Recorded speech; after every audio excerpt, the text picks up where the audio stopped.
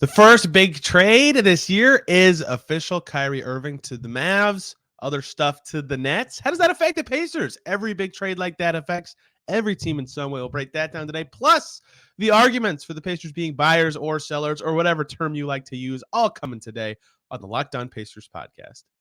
You are Locked On Pacers, your daily Indiana Pacers podcast, part of the Locked On Podcast Network, your team every day.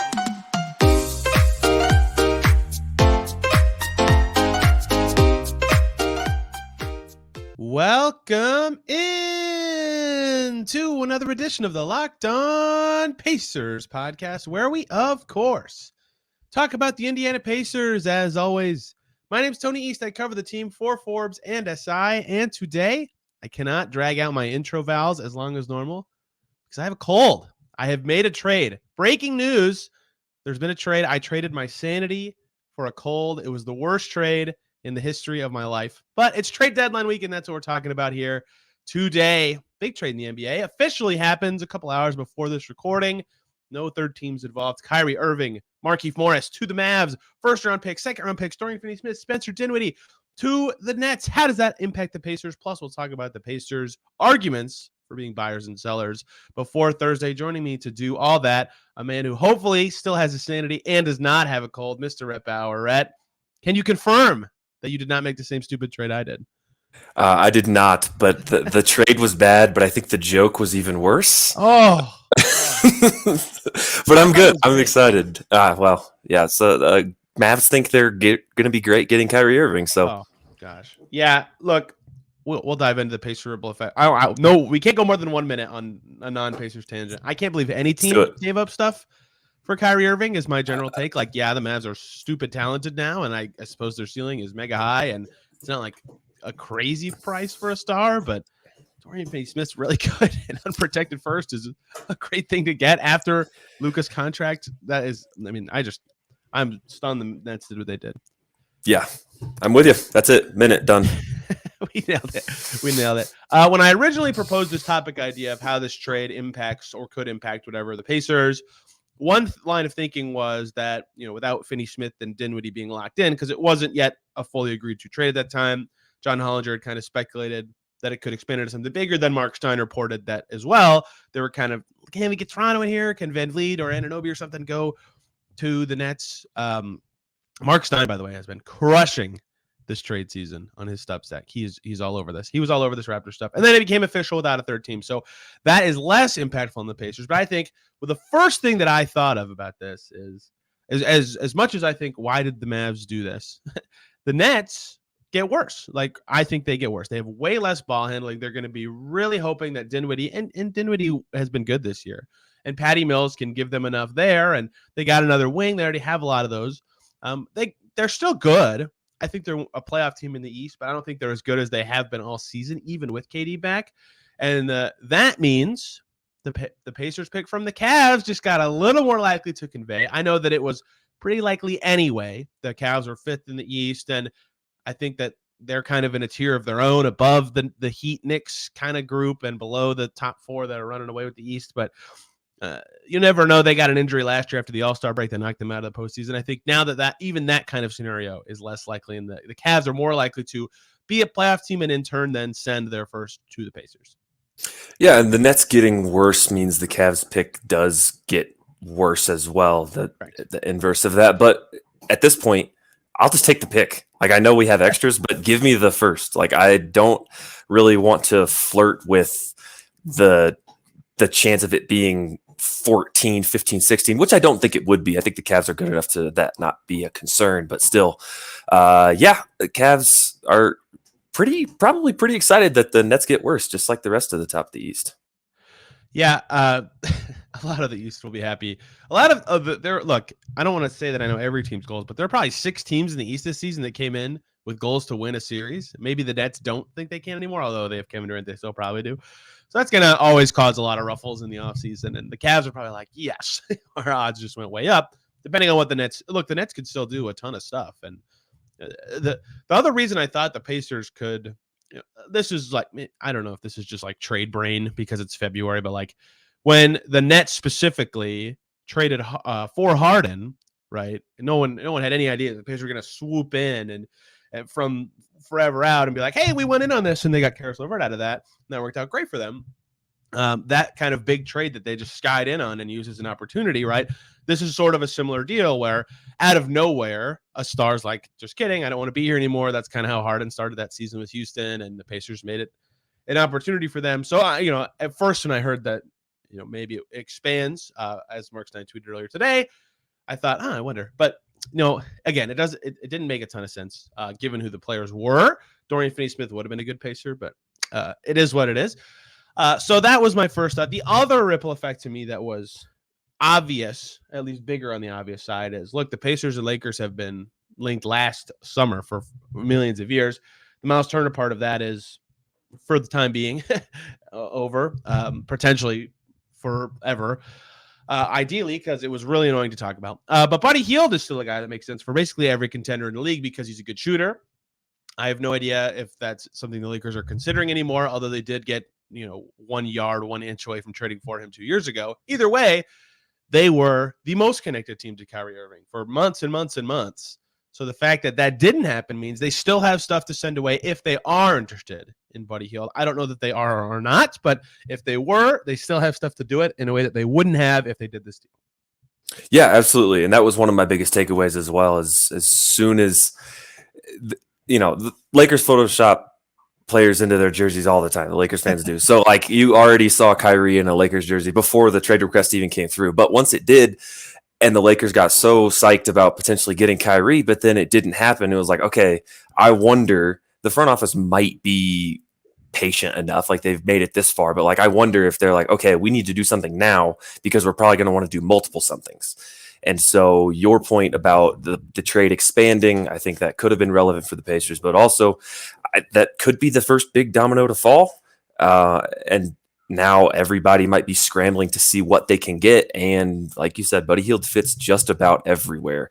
And it'll be interesting to see where the Lakers go with their stuff because they need to use it on something, it seems like. And there's not a ton of sellers out there at the moment. Yeah, they're strange because if the Lakers had no shot at cap space this summer, I'd have said they should have just run through everything for Kyrie. Yep. But maybe it would suck to give up stuff for Rui Hachimura and then just lose him. But like if you can sign Kyrie, given how crappy the Lakers situation is, you do it every time. Yes. So they're not screwed, but I thought they would be running away with this. Those were the two most obvious direct things about this Irving trade to me. Look, all these big trades like this, just because they're so seismic, really shake up the whole league. Like on a more minor note, that is not like there hasn't been as much of this connection, but there was in the past between Miles Turner, who's from Dallas, you mentioned this before the show, and the Mavs, right? And Kleba and Powell have been great for them in the last couple of years. They signed JaVale McGee. Like they have a lot of bigs. Christian Wood's playing in their front court now. None of those guys are better than Turner, but just explaining why that has not been a topic as much in recent years. They don't have as much to trade anymore. They can only trade 2 firsts until 2029 because the stepping rule on a draft night trade, whatever, could be a little different. But in a right now deal, they can only trade 2 more. It's like, man, that's really fascinating that the Mavs kind of committed to that. But that is less Pacers related, but still is. And one of the many things that you mentioned to me before we started recording that still matter long-term league-wide that could impact the Pacers going forward. Yeah, any team that's using just 1 first-round pick to do something, and obviously 1 first-round pick for Kyrie Irving, like seems like an okay transaction. I wouldn't have done it, but it seems like all of the big moves in the league, just like, okay, give me all of your picks. You don't have all of your picks, okay, you'll just go to the next team that does have all of their picks. And the Mavs not having them means that not only may be they don't have enough assets for Turner down the line if that becomes a thing again.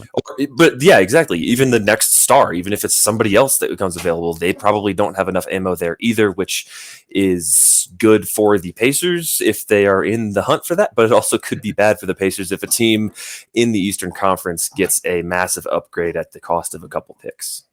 Yeah, it's always tricky. Like the Nets, in theory, too, just got more ammo to be that Eastern Conference team, theoretically, right? In the form of, even without whatever you value put on Dinwiddie, who's definitely a positive value player right now. Like Dorian Finney-Smith's like a 1.5, 2 firsts kind of value player. They got an unprotected 2029 first. Like, that's a lot of stuff. They low key, man. I kind of want to. I wish I could tangent a lot on the other teams. Like the Nets, between the picks they got in the Harden-Simmons trade plus this one.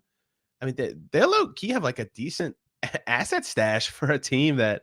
I mean, they're kind of screwed, but they're not really that screwed. Like they can kind of. Sean Marks is good at this stuff. They can get out of this okay. They have a ton of matching salary too, even outside of Simmons, that could turn into something Pacers related. Yeah, we can try. Pacers related. That team has TJ Warren and Edmund Sumner. There we go. That was going to be another one of my takeaways. Is now they have another wing, so we can bring TJ Warren back, and then we can not see him play for the Pacers again. But are there any other ripple effects from this trade that you think will directly impact the Indiana franchise? I think that this could – I don't think the moves are done. I don't think Brooklyn's done, but I think this could be a step towards KD leaving in the offseason or requesting a trade. If not this offseason, maybe next offseason. So maybe they kick the can down the road a little bit. But I do think that KD will eventually ask out, which will obviously shake up the entire league. But it's possible that that doesn't happen immediately. Like it seemed like the request came through in the fall. And if there was a chance that KD could have requested a trade as well. That didn't happen. So now, at least for the moment, there's one more contender, quote unquote, at the top of the East, which could shake some things up. That is true. That is certainly true. And I'm tired of guessing what the Kevin Durant and Kyrie Irving.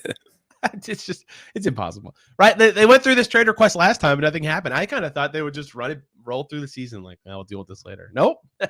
2 days later, we quit in the playoffs, so the Nets did not want to take a chance on that. That is true. That would have been an abject disaster. Let's get back to more actually Pacers-y topics. Although, again, I think any trade involving unprotected first or really good players or stars in general, it's pretty rare that they have no impact on any franchise. Like in general, especially cross-conference trade like this, like there's usually some sort of thing. The Celtics pick's going to be number 30 pretty much no matter what, but that Cavs pick now, more likely to convey good, less likely to be as high. Nah, it is what it is. And they're in an annoying spot if you're rooting for the Pacers for it to be better, where they're the worst team of like the top tier. So like it could be 24, but it's very unlikely for it to get higher than that because every team behind them is like 4 games behind them at this point. We'll see. It's too early to talk about that kind of stuff because there's still 2 months left of the season. Let's talk first. We'll do a segment on the argument for Pacers to be buyers, and if we agree that that's the right or wrong decision, and then the argument for the Pacers to be sellers. Let's do it. Hey guys, let's take one short little break here so I can talk to you about LinkedIn Jobs. As a small business owner or hiring manager, you know that success in 2023 all depends on the team members you surround yourself with. That's why you have to check out LinkedIn Jobs. With LinkedIn Jobs, you can hire qualified candidates more efficiently by matching open roles with people who have the skills, values, and experiences to help you achieve your goals. LinkedIn Jobs helps you quickly attract qualified candidates to your open jobs with their targeting tools. They go beyond resume data by using insights from your job post, company, and their 875 million member profiles to put your post in front of the most qualified candidates. You can identify them on LinkedIn Jobs and connect with them for free. It's easy to screen and rate applicants, and it's why small businesses rate LinkedIn Jobs #1 in delivering high-quality hires versus leading competitors. LinkedIn Jobs helps you find the qualified candidates you want to talk to faster. Post your job for free at linkedin.com/LockedOnNBA. That's linkedin.com/LockedOnNBA to post your job for free. Terms and conditions apply. Thanks, everybody, for making Locked On Pacers your first listen today and every single day. This is easy. For your second listen, how about Locked On Mavs? Hear what they have to say about, a pretty seismic trade for the Mavericks franchise and Luka Doncic plus Kyrie Irving. That trade's official, which means we'll get to see them play together, not on Wednesday because Luka's currently injured, but sometime soon-ish, which will be thrilling. I can't wait to see how that actually ends up looking. I don't know that buyers and sellers is ever the perfect word, especially for a team like the Pacers who have assets to do lots of things. And I was transcribing quotes from when we talked to Kevin Pritchard at Miles Turner's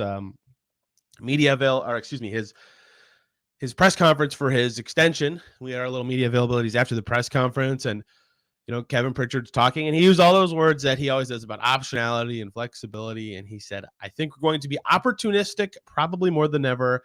I'm just not sure which way that's going to go. Trades are tough because it takes another team to say, yeah, we're interested, right? Like even the Pacers are kind of like, well, we're way better than we thought. We'll see where this goes. And I think they have an idea, and Kevin Pritchard's never going to just tell us exactly what they're doing. And that was in response to a question about how they can be aggressive going forward, even beyond this season, because, the Turner trade did a lot for them. Either way, there's arguments to both sides. And earlier, it was much easier to make the again, air quotes on buyer's argument when they were like 23-18 or whatever their peak record was this year. But the go for it, I don't even know. I still don't know the right word. Even if you get a player who's good now and will be good for like 5 years, does that count as going for it this year? Either way, the get talent now. How about that? No matter how long it sticks with your team argument. Rhett, make it start the buyers get talent now, acquisition, whatever phrase you would like to use argument. There are a lot of teams that seem like they want to do something, which means there's a lot of pieces floating around out there that the Pacers can swoop up. If OG Anunoby is available, then that is a name. I won't say any more names because I know that's not allowed on here. But this week, I just let it fly, man. Hey, okay, all right, sounds good. John Collins, perpetually available. I don't have to deal with it anymore in 3 days. So you're right. So just get it all out of there. I don't know. There's just Jay Crowder is available. That's a forward. There's a lot of forwards out there that could be had for a wide range of assets and all that. And like I said, there's other deals going on. Just like you thought with this one, the Pacers could swoop in and get something that they otherwise might not have because two other teams put something in motion. So those are the two things I see, forwards being available and then other teams doing deals, and the Pacers being flexible with having a little bit of cap space left over. They could just do stuff. Right. There are the cap space reasons. I think the biggest one, and that could go a number of ways. And he even mentioned that part too, right? He said, we've got a lot of picks and assets. I want to see what's out there. I don't want to predetermine what we're going to do. That's smart, right? And they this is what Zach Lowe talked about with Kyrie Irving. He said, this wasn't like a trade request that was just like a right now thing. Like, it's been 8 months of lead up that led to this. Like, Kevin Pritchard always talks about optionality, and it's not like they got to this trade deadline. They're like, we'll see what direction we go. It's like, they've been all about optionality for years to have this sort of situation right now with all this stuff at their disposal, right? Basically like they did this when he started for a year with the first year of the Darren Collison, Bojan, Vic, Turner team. Then they were like, oh, we're good. And they clearly went for it the next 2 years. And then after that, they've basically been all about optionality and flexibility to the extent they can, as often as they can. That's kind of his thing. And that's smart because of situations like this where it's like, wow, we're way better than we thought. We can now go so many directions. And I think I still don't is there a good word for this? Because okay, I'll use Collins as an example because he's the guy that flashes in my mind when I talk about this the most. Like, going for John Collins this season, if you're the Pacers, you give up assets now. I don't know if you necessarily want to or don't want to do that, or if it's better to cash them in later for someone better, or when you really know who's a part of your core and what you need, whatever. There's a lot of reasons to wait and be patient.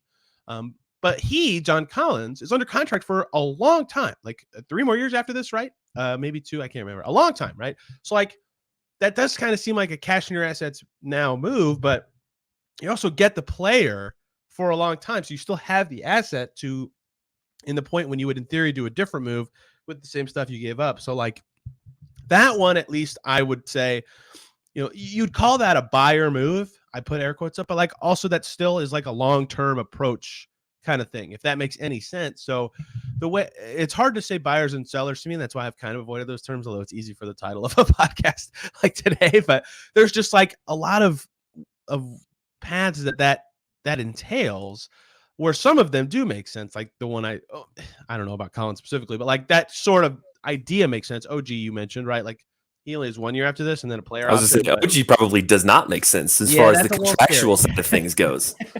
That one's a little scary. If they had enough space to renegotiate and extend Anunoby in the summer, maybe, but that's, again, also a scary idea without knowing. So, I think I could be convinced that it's a good idea to go get someone who has a lot of years left if it's the right guy, right? And I don't necessarily know at this time. I haven't dove into Collins' fit. I think he's good. If he's that guy, I hate using a name, but he was the example name I used, and I'm going to say his name 1,000 times, and everyone's going to say, "Oh, he talked about John Collins," but I didn't. He's just the name I used. Anyway, there's a lot of ways that makes sense, and that is the only way to me that sending assets for player is a good idea for the team, if that makes any sense. Absolutely. Yeah. What you're talking about not doing is exactly what the Mavericks just did, getting a player who's about to hit free agency in the summer. Exactly. It is buying with the long-term plan still in the front of your mind.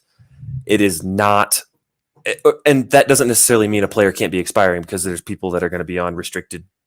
They're going to be restricted free agents this summer, and that is still considered a buy with a long-term plan in mind, because you control. You will have some control. Kyle Kuzma, not a long-term buy. So another couple names, just so we can say for sure we did not talk just about John Collins the entire time. So those are the situations that the Pacers should be buyers if it is with the long-term plan in mind. Yeah, like for the restricted free agent, for those like curious, like PJ Washington, right? Like he is a 4, and we've said every player we've said a 4. It doesn't have to be a forward, but like you can look at the Pacers roster on a sheet of paper and figure it out.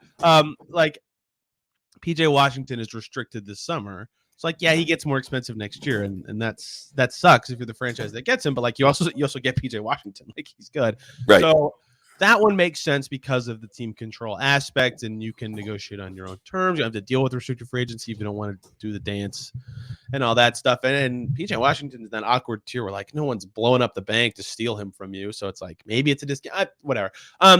That's another team control thing that makes sense. But and Pritchard's love that kind of stuff, right? With every guy he's traded for forever and ever. I harp on that probably too much, but that's a smart business strategy, and that is a good long-term way to do trades. And that's why he is always able to like kick the can down the road with asset becomes this, and then it becomes this, and then it becomes this, and that's good business, getting the most out of every single thing that you have on your team. So that's the argument for being a buyer to me, because like you mentioned Jay Crowder's name, that would be incredibly stupid to me. Like that would be absolutely all right. Like if they were the 6th seed still, if Halliburton never got hurt and they were, what are they right now? 25. If they're the opposite of the record they have now. If they were 30-25, how about that? Right. Would that even be the 6th seed? The Heat have been pretty good recently. It would be the 6th seed, yeah. Okay. So if they were 30-25 and like it didn't cost that much to get Jay Crowder, I would get it. Like I would be like, okay, you know, Buddy Hield's never played in the playoffs. Tyrese Halliburton's never played in the playoffs. Mathurin's never played in the playoffs. Jackson's never played. Like over half the rotation has never even played a meaningful game. Okay, like I guess that has value worth giving something up for. You get a vet in your team. He's played in the finals. Like okay, that's fine. But now that doesn't make any sense to me at all. So I'll be curious what that looks like, especially because like they have too many picks. I think KP even said, I'm digging through my quotes backlog from. I believe he did. He said that they don't want 3 rookies on the team next year. Yeah, he said it. Oh, to us. Yes, he said we've. Oh no, I can't find it exactly, but he did say to us in that media session that like it's gonna be hard for them to fit in that many rookies. So, they have like stuff to buy and like good reason to do it, but they could also do it at the draft. They could even use their $8 million of space at the draft. It's not like this clock is like now do it. So there is a reason to buy. I need a better word. I don't know what it is. It's too late to think of one because the trade deadline's in 2 days. Be opportunistic. Is that a better? Yeah. That's a better way to put it. Opportunistically acquire talent. That's super long though. That's not a podcast title. It's Oat. Opportunistically acquire talent. Oat. The Pacers to be Oat or not to Oat. There we go. We figured it out. This is awful. If they Oat, then there's only one way that makes sense to me. And I kind of think they recognize that, right? I don't think they would stray so far off this path that they have set out for to start the season. But I do think there is actually good reason now that, especially now that it's like, oh my God, Tyrese Halliburton's awesome, to like get good stuff now, as long as it's still a long-term addition. Yeah, without a doubt. And I think that it would be interesting. I would want to know what that war room was like right before Halliburton got injured. Like, what were these conversations like? That obviously did not happen. And so now the Pacers are sitting with the tied for the 6th best lottery odds. And I think that's probably where they should stay. But I would not be afraid to add talent like we've been saying, as long as we have some control over them in the future. Yeah, pretty crazy lucky this year for the Pacers that the West is so jumbled and good that all those teams are going to be going for us. If you just miss the playoffs in the East, you're getting like a top 8 pick, even though you're right there for the play-in, because all these West teams are better than the back end. And that's kind of the same thing with the Cavs pick is like, okay, they are pretty firmly in 6th or in 5th in the East, but like there's 8 West teams behind them within 4 games. Come on, get up there, guys. Yeah. I'll have to do the Pacers Rooting Interest Draft Picks podcast over the All-Star break. One more break here, guys, so I can talk to you about FanDuel. We're really excited about our new sports betting partner for Locked On because they're the number one sportsbook in America. That's FanDuel. And if you're new to FanDuel, that's even better. They have so many great features that make betting on sports fun and easy. Download FanDuel now so you can bet on Super Bowl 57 with a no-sweat first bet. You'll get up to $3,000 back in bonus bets. If your first bet doesn't win, FanDuel lets you bet on everything from the money line to point spreads to who will score a touchdown. Jalen Hurts, Patrick Mahomes. Who do you think will do it in the Super Bowl? Check it out on the FanDuel Sportsbook app. It's safe, secure, and super easy to use. And best of all, you can get paid your winnings instantly. So join FanDuel today at FanDuel.com/LockedOn to claim your no-sweat first bet on Super Bowl 57. That's FanDuel.com/LockedOn. Make every moment more with FanDuel, the official sportsbook partner of the NFL. Thanks, everybody, for making Locked On Pacers your first listen today and every single day. I promoted Locked On Mavs earlier. There's a flip side to every trade. How about the Nets? What the heck, man, are they going to do with their new stuff? Are they going to keep it? Are they going to ship it out for something else? Sean Marks is always up to some. What's he going to do? Is he going to trade his sanity for a cold? I would not recommend it, Sean Marks. Is it funnier the second time I said it, Rhett? Either way, argument number 2, or thought bubble number 2. We need an opposite word for oat now. Sellers, or more commonly referred to as getting pieces for your vets or expiring contracts, whatever you want to call it, right before the season. The talk of, McConnell and Hield and Turner and Tice are these veterans for the Pacers. They make any sense in this team long term? And now it's like, oh, yes, they do. They're all under contract for a while. Turner's been extended now. But the seller's thought is you trade guys who don't fit your timeline, or you trade guys on expiring deals. The only guys on expiring deals are Brissett, Johnson, and Batadze. The latter of two basically have no trade value. Either way, again, it's not like it's like what I said with the buyers. Like, the selling thing would be a long-term thing. Like, you have to get an asset that helps you more later than it does now, and that could be any player. It doesn't necessarily have to be a vet or an expiring. But that was the common thought before the season that lends everybody to the word seller. So first of all, we have to think of a better phrase like oat. And second of all, what is the argument for anti-oat? Okay, I don't have a better phrase. I don't think that one's very good to begin with. But really good. So okay, well, there we go. All right, the acronym must be what's getting me. The reason to sell, again, there's not very many sellers. Yes. There's not very many, like, with how cluttered the West is. Like I just said, I think the West has like 8 teams within like a game and a half, 2 games. And the East has teams like Chicago, maybe Washington, maybe Toronto. Like, there's just so many teams that are out there trying to be good that all it would take is one, here, go do this. And then you get the assets that people are trying to throw around to get better. And I think that's one of the things that we talked about it before we started recording, is like Toronto. People are kind of waiting for Toronto to make a decision.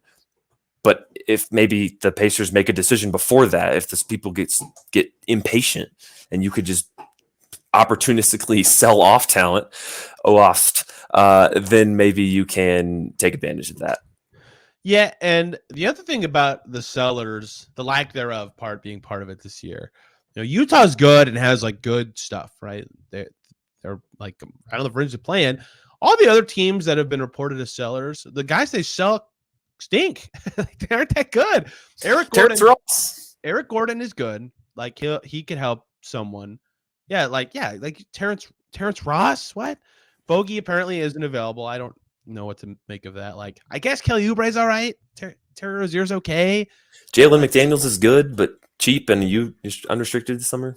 Yeah, also like maybe a rental. So it's like, all this stuff is very risky, and so there's a reason those teams are bad. So it's like, what is if you do put someone on the table who's good, it's like, oh, it's like a top 3 player on the market very quickly. But at the same time, the guys that Pacers would be like, we're giving you away because we're changing direction. It's like, they all have a lot of value to the Pacers this year and their long-term plan, right? Like, Buddy Hield's very good for them. He's close with Tyrese Halliburton. He's one of the best shooters in the league. That's why he's in the 3-point contest. Like, do you want to just trade that guy away just for directional purposes? You don't have to do that. He has another year on his contract. TJ McConnell is like one of the best vets in the league. Like, Greg Doyle did this whole thing asking him and did a story on, like, it's crazy that this whole game, TJ McConnell's the most annoying dude. to play against. He's in your face. He's a pest. He's stealing the ball. He's screaming at you. And then after the game, you're like, hell yeah, good game. High five. It's like everybody's tight with this guy because he's a great vet and he's a great dude and he's a good player. I don't know what to make of Tice. That's a different story. But like, you don't just, I don't think they could get more value for being sellers. But I don't know that they will given their situation. But the argument is what you just described, that there's not a lot of sellers, so you could get more value for them. And the other part of it is that the long-term thinking approach is just like, oh, you don't fit our timeline. Let's get something that does.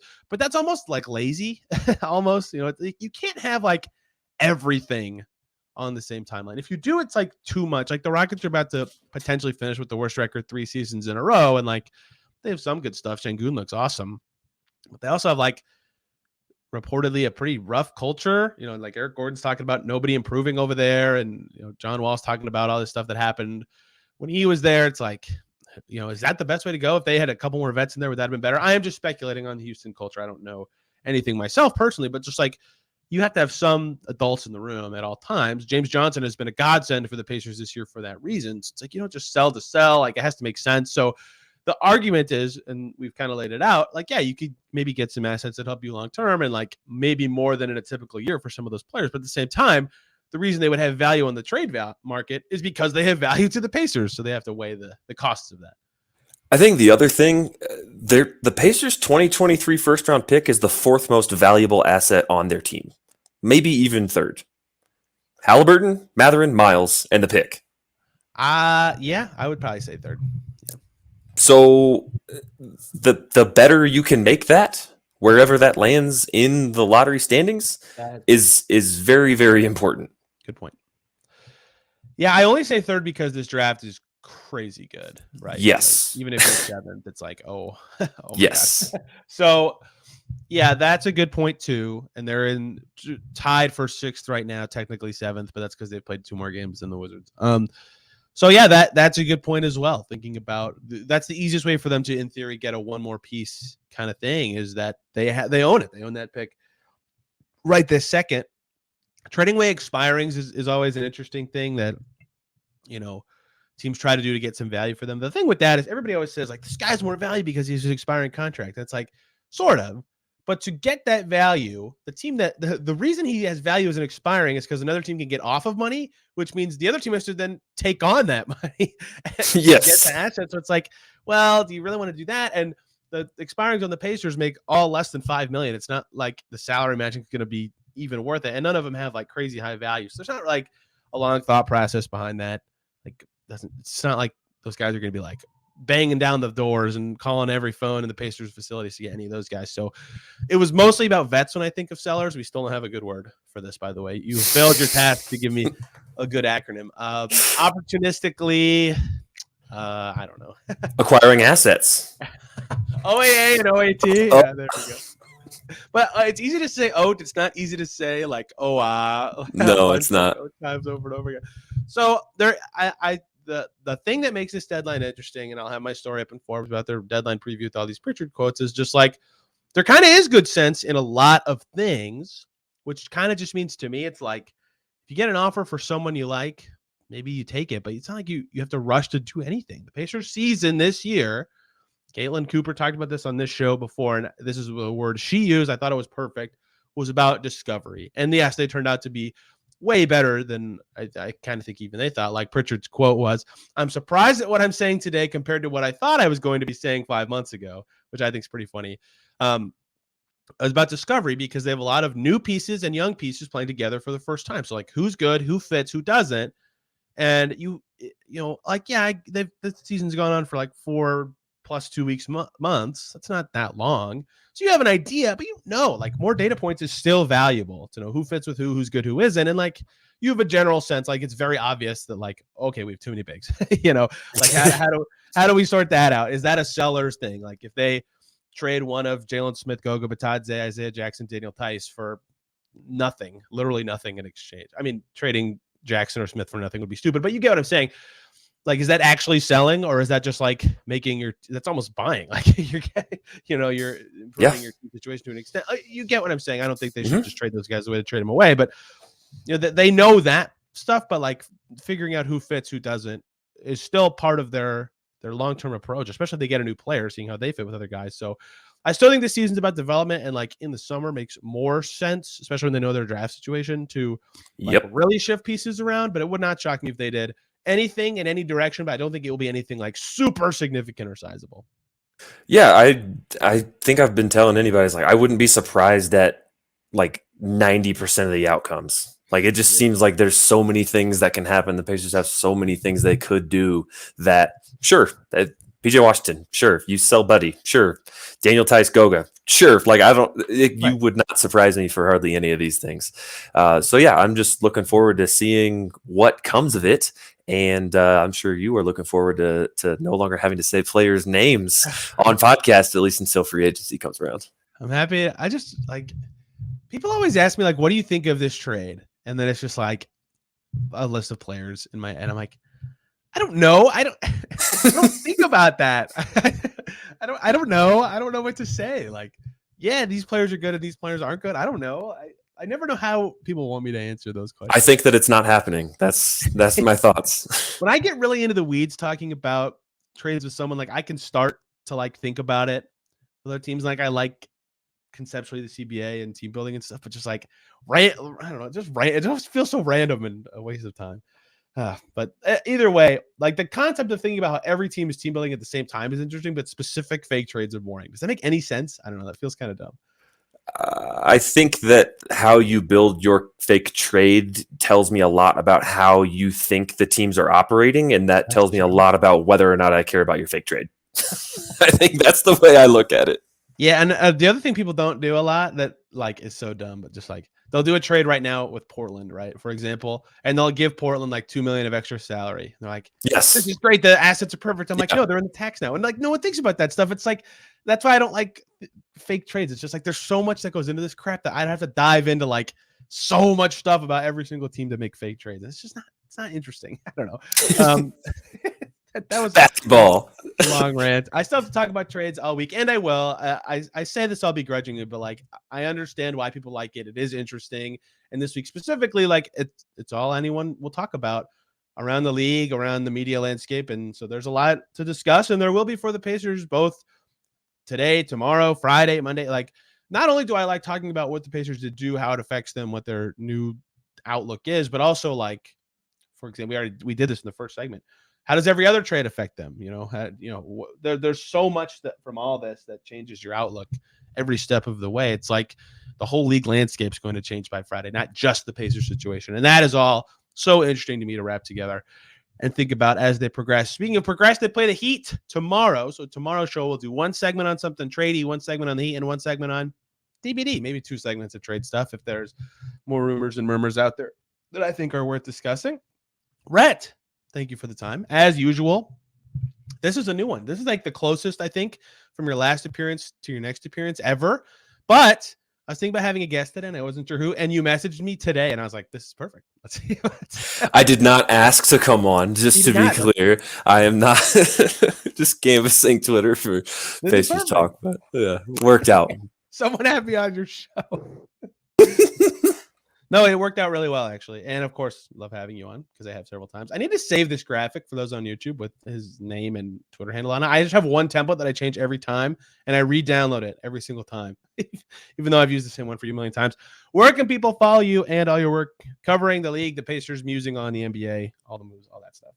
Yeah, you can find me on Twitter at Rhett_Bauer. I will be doing a lot of stuff for the deadline. I should have something coming out about the Pacers that's hopefully not rendered irrelevant here in the next day or so.